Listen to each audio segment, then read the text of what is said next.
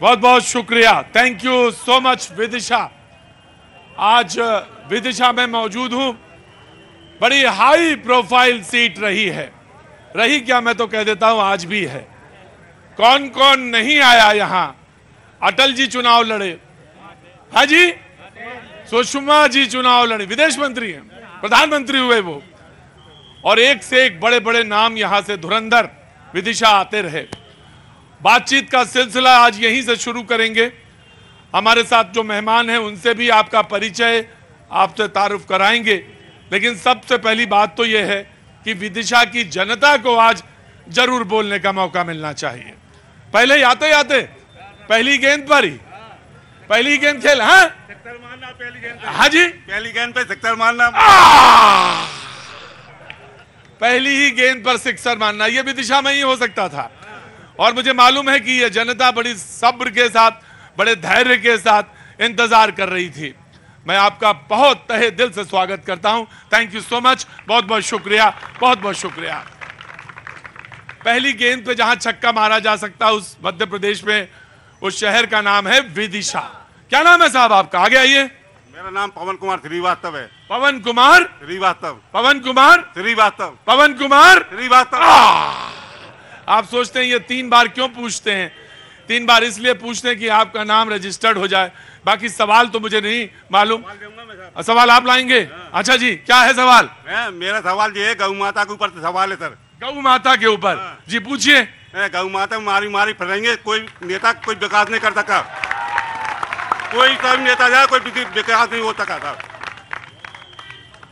बड़ी बड़ी सवाल, बड़ी बड़ी योजनाएं, बड़ी बड़ी फ्री की योजनाएं मिल रही हैं, गौ माता पे कोई सवाल नहीं पूछता। कोई नेता गौ पर काम नहीं करता। जी विदिशा है ये साहब, और ये सवाल यहां आना ही था, मुझे मालूम था। जो मेहमान हैं हमारे साथ, मैं उनसे पहले तारुफ करा दूं, परिचय। कांग्रेस से आज मोर्चा संभालेंगे रवि साहू जी, बहुत बहुत शुक्रिया। भाजपा से सुरेंद्र चौहान जी आज मौजूद हैं शो के बीच में, बहुत बहुत शुक्रिया। शिवसेना आज यहां पे मौजूद है, सौरभ जी जी राहुल जी नाम है, वाह क्या बात है, राहुल जोशी, राहुल जी बहुत बहुत शुक्रिया, थैंक यू सो मच। और समाज सेवक के रूप में राजीव जी हमारे साथ मौजूद हैं। राजीव जी कैसे इनके बीच में रह पाएंगे, कुछ लगा है, सोचा है? नहीं, हम इस क्षेत्र से निकले हुए रह जाएंगे, इस क्षेत्र से निकले हुए हैं हम इनके बोले हम इन्हीं के बीच में रहते हैं, मुझे मालूम है कैसे कब डसना है।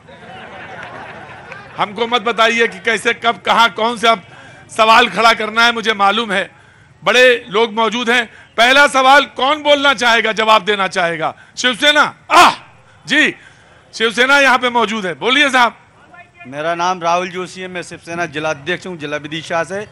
गौ माता का जो ट्रक पटारी हवेली में गया लेकर आया था मैं, सभी संगठन सभी फेल हो गए थे। जब भी आधी रात में मेरी टीम शिवसेना की पहुंची और विदिशा लाकर, और गौशाला को 14 गौ माता खत्म हो गई थी और सब गौशाला में छोड़ गई। वो एक ट्रक की बात नहीं कर रहे हैं, वो तो सारी गौ माता की सड़कों पर बात कर रहे हैं। लेकिन बात सिर्फ यहीं तक नहीं है, किसी ने कहा, तो मैं आ रहा हूं, बिल्कुल आ रहा हूं, मैं आपके पास आ रहा हूं। प्रधानमंत्री जी ने कहा कि 10 साल यूपीए की सरकार रही और सरकार रिमोट कंट्रोल से चली। जब रिमोट ऑन तो सनातन को गाली, और जब रिमोट ऑफ तो सनातन की जय जय जय जय जय जय जय जय। तो ये प्रधानमंत्री जी ने आपसे सवाल पूछा है। कांग्रेस के प्रवक्ता यहां विदिशा में जवाब के लिए तैयार। आ रहा हूं बेटा, आ रहा हूं, बिल्कुल तुम्हारा सवाल लूंगा मैं जरूर। जी जनाब। नरेंद्र मोदी खुद अडानी और अंबानी के रिमोट से चल रहे हैं, पूरा हिंदुस्तान जानता है। मैं बिल्कुल आ रहा हूं, आप ही के पास आ रहा हूं। अब बताइए, प्रधानमंत्री पे आप सवाल ये करा करते हैं? बिल्कुल, गौ माता की बात की है भाई ने, पवन श्रीवास्तव ने जी। मध्य प्रदेश में भारतीय जनता पार्टी के लोग गौ माता पर राजनीति करते हैं। हमारे मुख्यमंत्री कमलनाथ जी ने 1.5 साल में सैकड़ों गौशालाएं प्रत्येक पंचायत में खुलवाई है। पूछिए भारतीय जनता पार्टी के लोगों से, गौ माता पे राजनीति और गौ माता पे राजनीति, गौ माता के लिए कुछ नहीं। आज डिबेट विदिशा में बड़ी जबरदस्त होने वाली है, क्योंकि रामलला का मुद्दा भी आएगा। बिल्कुल अरे आ रहे श्रीवास्तव जी, आपने तो डिबेट खड़ी कर दी है।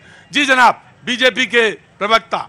जी, आदरणीय साहू जी आरोप लगा रहे हैं, उसका मेरा ये जवाब है कि भारतीय जनता पार्टी की सरकार ने जितना सनातन के लिए, गौ माता के लिए जो किया है वो कांग्रेस पार्टी ने कभी नहीं किया। जहां भारतीय जनता पार्टी की सरकार बनी वहां पे गौ हत्या पे रोक लगी, गौशालाओं की व्यवस्थाओं की बात हुई, सनातन धर्म की बात हुई।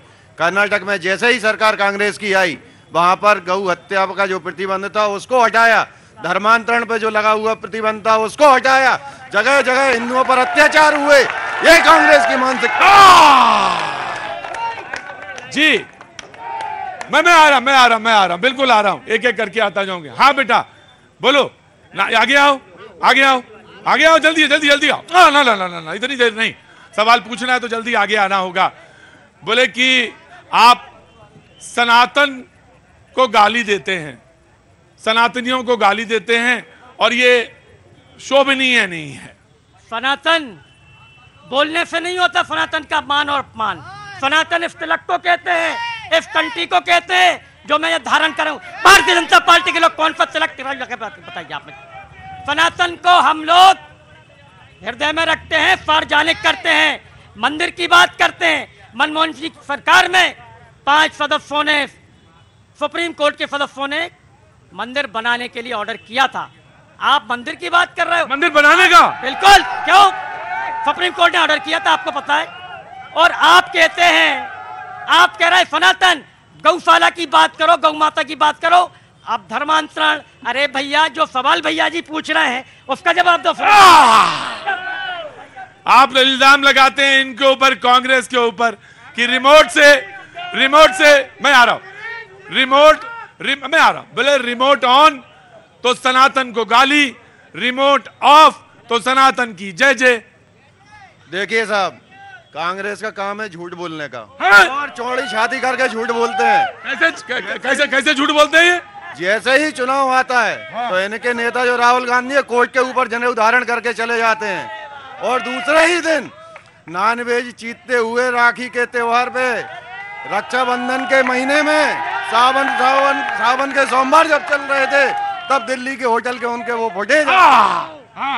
इनके प्रधानमंत्री जो आज हमारे बीच नहीं है, अटल बिहारी वाजपेयी जी, जब उनके घुटने का ऑपरेशन हुआ था, वो पंडित अटल बिहारी वाजपेयी जी मछली खाते थे पूरे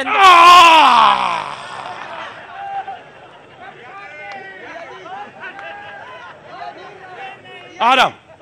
अब मुझे नहीं मालूम ही कौन कौन लोग थाली देख के आए हैं और किन्होंने थाली चेक करी है, लेकिन ये चुनाव है और चुनाव की गति जो है ना बड़ी तेज होती। मैं आया, आप बिल्कुल भैया जी चीखो ना,